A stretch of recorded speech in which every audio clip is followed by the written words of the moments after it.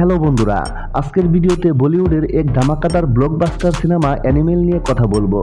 রণবীর কাপুর অভিনীত এই সিনেমাটি শুধু অ্যাকশন ও ইমোশন দিয়েই নয়, বরং এর বিহাইন্ড দ্য সিনস এবং শুটিংয়ের অভিজ্ঞতার কারণেও দর্শকদের মধ্যে ব্যাপক আগ্রহ তৈরি করেছে। তো চলুন অ্যানিমেল সিনেমার সেটে যাই এবং দেখি কিভাবে এই দুর্দান্ত সিনেমাটি তৈরি হয়েছে। অ্যানিমেল সিনেমার ভিজুয়াল ও সিনেমেটিক অভিজ্ঞতা অত্যন্ত সুন্দরভাবে তৈরি করা হয়েছে। মুভিতে গ্রিন স্ক্রিন ও সিজিআই অনেকটাই ব্যবহার করা হয়েছে।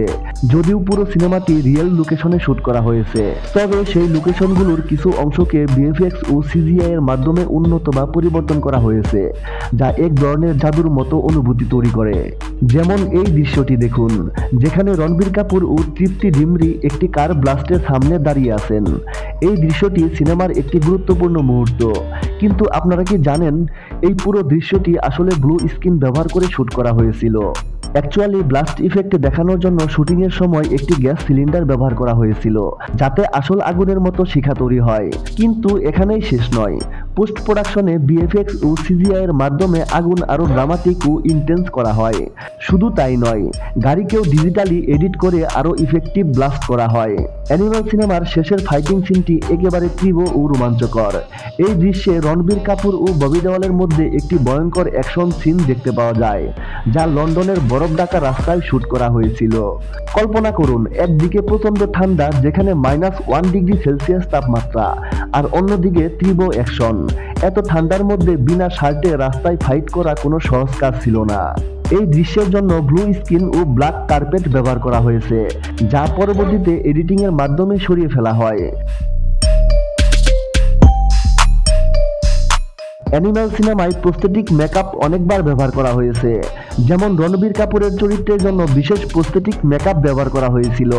সিনেমার গল্প অনুসারে রণবীর কাপুরের পেট একটু বের হয়ে আসা দেখানো হয়েছে, কিন্তু বাস্তবে তিনি পুরোপুরি ফিট এবং অ্যাথলেটিক। তাই তার জন্য একটি বিশেষ প্রস্থেটিক বডি স্যুট ডিজাইন করা হয়েছিল, যা তার আসল শরীরের সঙ্গে একদম পারফেক্টলি মিশে যায়।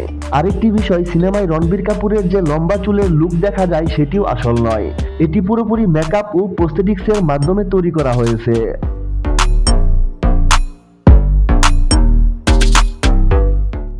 এছাড়াও অনিল কাপুরের ডুপ্লিকেট চরিত্রের জন্য প্রস্থেটিক মেকআপ ব্যবহার করা হয়েছিল। মজার ব্যাপার হলো, এই চরিত্রে আসলে অনিল কাপুর নিজেই অভিনয় করেছেন। তাকে নিজের মতোই দেখতে কিন্তু একটু ভিন্নভাবে উপস্থাপন করার জন্য এই প্রস্থেটিক মেকআপ করা হয়েছিল।